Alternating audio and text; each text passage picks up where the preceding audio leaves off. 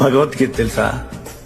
అందులో ఒక శ్లోకం ఉంది, యన్హి నవ్యతయన్యేతే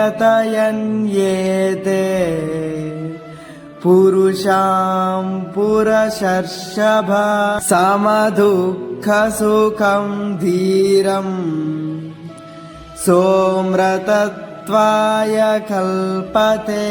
శ్రీకృష్ణుడు మనలాంటి అర్జునుడితో ప్రశాంతంగా చెప్తున్నాడు, అర్జున, నీ శరీరానికి తాకేది ఎప్పుడూ ఒకేలా ఉండదు. ఒకరోజు చలి, ఒకరోజు ఎండ, ఒకరోజు సుఖం, ఒకరోజు దుఃఖం. ఇవన్నీ వచ్చేవి పోయేవి. నీ మీద శాశ్వతంగా ఎవరు కూర్చోరు. నిన్న నిన్ను నవ్వించింది ఈరోజు నిన్ను ఏడ్పించవచ్చు. ఈ రోజు నిన్ను కుంగదీసింది రేపు నిన్ను నిలబెట్టవచ్చు. అందుకే అర్జున, ఇవన్నీ భరిస్తూ నిలబడేవాడే నిజమైన యోధుడు. సరే, మన జీవితంలోకి వస్తే ఒక మనిషి ఉన్నాడు, పని ఉంది, బాధ్యత ఉంది. ప్రతి నెల జీతం రావాలి, ఇల్లు నడవాలి. ఒకరోజు పని బాగుంటుంది, మనసు హాయిగా ఉంటుంది.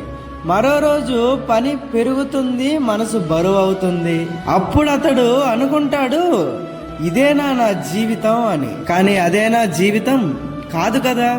ఒక ఒత్తిడి శాశ్వతం కాదు కదా. ఈ కష్టం చిరకాలం కాదు కదా. ఈ రోజు నీకు నొప్పిస్తున్నది రేపు నిన్ను నిలబెట్టేందుకే.